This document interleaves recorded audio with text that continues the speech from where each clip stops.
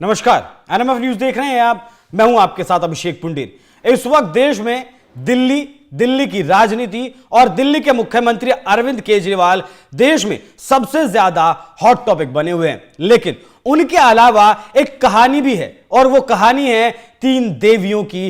वो भी दिल्ली सरकार की ही 3 देवियां हैं। पहली है आतिशी मारलेना जो दिल्ली सरकार में मंत्री हैं। दूसरी हैं सुनीता केजरीवाल जो अरविंद केजरीवाल की धर्मपत्नी हैं। और तीसरा जो कैरेक्टर है वो राजनीति से तो सीधे तौर पर ताल्लुक नहीं रखता, लेकिन हां इनडायरेक्ट जरूर इस राजनीति से जुड़ता है। और इस राजनीति की, इस अदृश्य कैरेक्टर की क्या कुछ कहानी है वो आपको बताएंगे हमारे सहयोगी पंकज प्रसून। सर, बहुत बहुत स्वागत है आपका।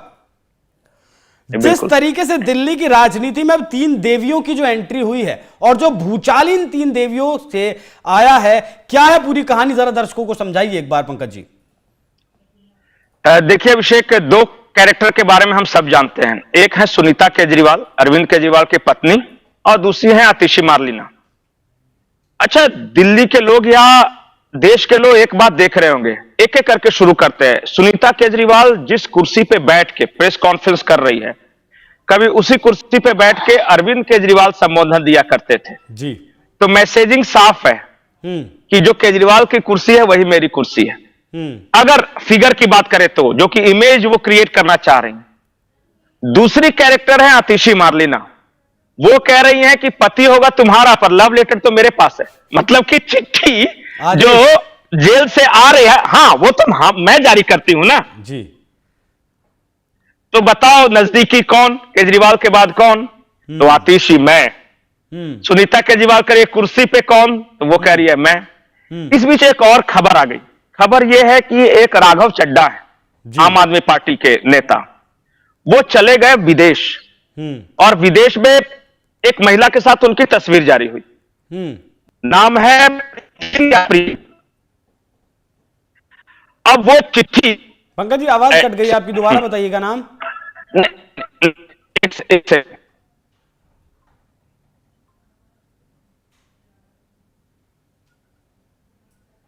पंकज जी के शायद नेटवर्क थोड़ा इशू कर रहा है। तो जी नहीं, एक सेकंड मैं कर रहा हूं कि राघव चड्ढा गए विदेश और वहां एक तस्वीर आई जी। और जिस महिला के साथ उनकी तस्वीर आई उनका नाम प्रीत गिल या प्रिया गिल है। वो लेबर पार्टी की सांसद हैं और एंटी भारत स्टैंड की वजह से वो जानी जाती हैं। मतलब कि कश्मीर इशू पे हो जाए या कहीं भी वो भारत के खिलाफ स्टैंड लेती हैं, वो खालिस्तान के समर्थन में बोलती हैं। और उनके साथ चड्ढा घूम रहे थे, राघव चड्ढा। अब वो तस्वीर जारी हुई, अब मामला बिगड़ने लगा। अब जो खबर यह है कि राघव चड्ढा की पत्नी है फिल्म एक्ट्रेस परिणीति चोपड़ा। जी बिल्कुल।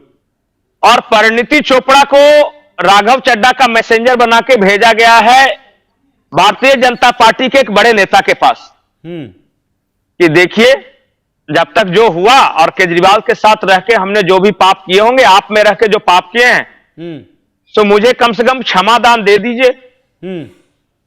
और परिणीति ने शायद जाके कहा होगा कि नहीं सुहागन बनी हूं, जेल में अच्छा नहीं लगेगा पति। मतलब ये मैंने लाइटर नोट में बोला, लेकिन ये बात सही है कि परिणीति चोपड़ा के जरिए बीजेपी से संपर्क करने की कोशिश कर रहे हैं राघव चड्ढा। लेकिन तो 3 देवियां हो गई। राघव चड्ढा का तो इस नीति में नाम नहीं है। नहीं तो शराब नीति में नाम नहीं है, लेकिन एंटी इंडिया फोर्सेस के साथ तो तस्वीरें हैं ना, जिसके बारे में बता रहा हूं। और विदेश जाके वो कहां लॉबिंग करते थे, किसके साथ लॉबिंग करते थे, कहां से पैसा लाते थे, ये तो पता है ना जांच एजेंसियों को। तो वो कहानी दूसरी है, वो शराब घोटाले की कहानी नहीं है। अब जब सल्तनत उजड़ने लगता है ना, तो पता चला एक एक करके सिपासलार भागने लगते हैं। अब आम आदमी पार्टी का एकमात्र सांसद है सुनील कुमार रिंकू, वो भाग के गए बीजेपी में। ये 2 देवियां दिल्ली में बैठ के अपने लड़ रही हैं कि केजरीवाल की बात तो मैं पावरफुल मैं भी हूं। एक कही है सुशील कुमार रिंकू के साथ साथ पंकज एक विधायक के भी आने की खबर है कि एक विधायक भी हैं जो कल शपथ ले सकते हैं, कल बीजेपी में आ सकते हैं। नहीं, वो शामिल हो गए हैं। जालंधर वेस्ट के एक विधायक है, उनका नाम मैं अभी भूल रहा हूं। जी। लेकिन वो भी शामिल हो गए हैं, अभी थोड़ी देर पहले शामिल हुए वो। तो मैं जहाज जब डूबने वाला होता है तो देखेंगे कि छोटे मोटे चूहे सब निकल के भागना शुरू कर देते हैं। तो बहुत सारे इस तरह की खबरें आएंगी आपको। शीतल अंगुराल कोई चुनाव लड़ने से मना कर दे। हाँ, शीतल अंकुराल इनका नाम है, जो विधायक है जालंधर वेस्ट से। तो अब मैं बता रहा था 3 देवियों की कहानी। एक देवी है जो कह रही है कि पत्नी होने के नाते पति की गद्दी पे मैं, मतलब दूसरी कह रही है कि एग्जाम्पल सेट कर रही होंगी वो राबड़ी देवी। हाँ, नहीं, रोज बाकायदा वो वीडियो जारी कर रही हैं। जी जी जी, कि आंखें बंद करोगे तो चारों तरफ के, इसलिए शायद वो महत्वाकांक्षाएं इसलिए जागी होंगी। बिल्कुल बिल्कुल। और एक कहानी बताता हूं मैं जी, जो सूत्रों के हवाले से जानकारी है। उसके अनुसार जिस दिन केजरीवाल गिरफ्तार हुए, दिल्ली में एक जगह पार्टी हुई थी और आम आदमी पार्टी के बहुत बड़े नेता के यहां पार्टी हुई थी। सेलिब्रेशन इस आकांक्षा में, हाँ, लिटररी। और नहीं विश्वास है तो अरविंद केजरीवाल के मां बाप से पूछिए, उन्होंने ही आरोप लगाया है ये।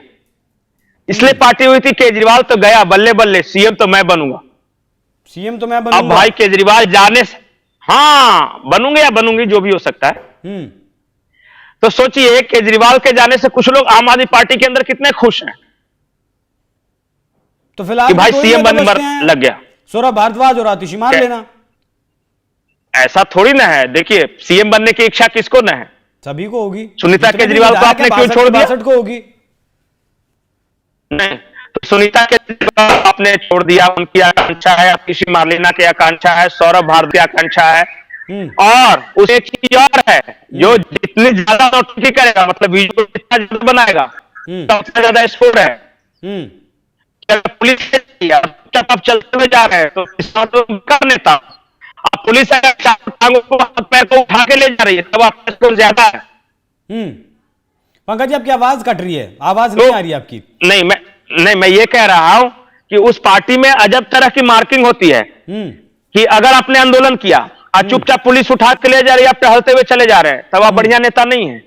लेकिन अगर आपने आंदोलन किया और 2 पुलिस वाले हाथ पकड़ के 2 पैर पकड़ के ले जा रहे हैं, विजुअल अच्छा बना, तो आपका स्कोर ज्यादा है। और भी कुछ ज्यादा बड़ा नौटंकी कर सकते हैं तो और ज्यादा बड़ा नेता है। इसलिए आतिशी मार लेना चिट्ठी भी दिखा रही है। बिल्कुल बिल्कुल बिल्कुल, आपको दिखाना होगा कि मैं कितना ज्यादा डेडिकेटेड हूं अरविंद केजरीवाल के प्रति। तो कोई सदा सुहागन बन रही है, कोई लव लेटर जारी कर रही है, कोई अजब अजब से कर रहा है, देख ही रहे हैं आप। ठीक, यहां इन 3 देवियों के बीच पंकज जी मैं चाहूंगा एक छोटी सी टिप्पणी आप जो है एक देवता पर भी करें, जिनका नाम सौरभ भारद्वाज है, इसी सरकार के मंत्री हैं। मैं कल उन्हें सुन रहा था तो उनका मुझे एक सॉफ्ट कॉर्नर लगा ऐसा बीजेपी के लिए, मुझे लगा ऐसा, हालांकि ऐसा जरूरी नहीं है कि जो मुझे लगा वो सही हो। तो वो एक इंटरव्यू दे रहे थे, उसमें कह रहे थे कि दिल्ली में क्या है कि 30% वोटर बीजेपी के पास है, 30% वोटर आम आदमी पार्टी के पास है और 40% जो वोटर है वो फ्लोटिंग वोटर है। लोकसभा चुनाव में वो बीजेपी के पास चला जाता है कुछ वोटर, तो बीजेपी को 50% से ज्यादा वोट मिल जाते हैं, और विधानसभा चुनाव में वो वोटर फिसलकर आम आदमी पार्टी के पास आ जाते हैं, तो आम आदमी पार्टी को 50% से ज्यादा वोट मिल जाते हैं और इसलिए आम आदमी पार्टी की सरकार बन जाती है। तो ये वाली जो चीज थी वो मुझे थोड़ा सा सॉफ्ट लगी, जिस तरीके से वो बोलते हैं। सॉफ्ट नहीं, मैं बताता हूं। नहीं, वो जिस तरीके से समझा रहे थे ना, वो एनालिसिस की बात है। मेरा एनालिसिस थोड़ा अलग है। मेरा एनालिसिस है कि 30% बीजेपी के पास थी, 30% कांग्रेस के पास थी शीला दीक्षित के टाइम में। कांग्रेस का कंप्लीट सरेंडर ही आम आदमी पार्टी का निर्माण करता है। कांग्रेस 0 नहीं होती तो आम आदमी पार्टी को इतनी सीटें नहीं आती। और जब भी आप देखिएगा ना ग्राफ, कांग्रेस जहां घटी है, आम आदमी पार्टी बढ़ी। बिल्कुल, आप किसी भी राज्य में ले लीजिए, हाँ, किसी भी राज्य में ले लीजिए, तो कांग्रेस राइज करना है तो बीजेपी को तो हराना ही है, लेकिन उससे ज्यादा जरूरी है कि आम आदमी पार्टी के साथ में जाए, तभी कांग्रेस राइज करेगी। पंजाब में कांग्रेस हो गई, आम आदमी पार्टी राइज कर गई। दिल्ली में कांग्रेस 0 हो गई, आम आदमी पार्टी बन गई। कहीं सुना है कि बीजेपी जहां बढ़ा वहां कांग्रेस घट गई? नहीं, आम आदमी पार्टी जब तक रहेगी तब तक कांग्रेस नीचे रहेगी। और जो भी स्पेस क्रिएट हो रहा है, कांग्रेस ने जो भी जगह छोड़ी है उसको आम आदमी पार्टी फिल कर रही है, चाहे गोवा में फिल कर रही हो, चाहे गुजरात में फिल कर रही हो, चाहे हरियाणा में कर रही हो। तो कांग्रेस को यह सोचना है कि हमारी दुश्मन बीजेपी ज्यादा बड़ी है या आम आदमी पार्टी ज्यादा बड़ी है। ठीक है, एक आखिरी सवाल पंकज जी, अभी अभी तो ईडी फीडी का चक्कर, इसलिए सारे देखिए बाढ़ आता है ना तो सांप और मेढक सब एक ही नाव पे चढ़ जाते हैं, कोई पटरा मिल जाता है तो अभी ईडी सीबीआई वगैरह तो सब एक पटरे पे सवार है, लेकिन इनको पता है कि किसके बढ़ने से कौन घट रहा है। एक आखिरी सवाल पंकज जी, आने वाले वक्त में उम्मीद है कि अरविंद केजरीवाल को जमानत तो नहीं मिलेगी, आज हाईकोर्ट का भी फैसला नहीं आया है, तो क्या आने वाले वक्त में सुनीता केजरीवाल और आतिशी मार्लेना के बीच का जो फिलहाल कोल्ड वॉर जो है वो खुलकर सामने आ सकता है? अभी नहीं आएगा। पहले ये इस बात, जब तक उम्मीद है कि केजरीवाल तुरंत बाहर आ सकते हैं तब तक ये सब शांत रहेंगे, लेकिन जैसे ही लगेगा कि केजरीवाल अब लंबे वक्त के लिए चले गए तब देखिएगा फिर आम आदमी पार्टी के अंदर पावर टसल शुरू होगा, बवाल मचना लाजमी है। हाँ नहीं, केजरीवाल के बाद कौन,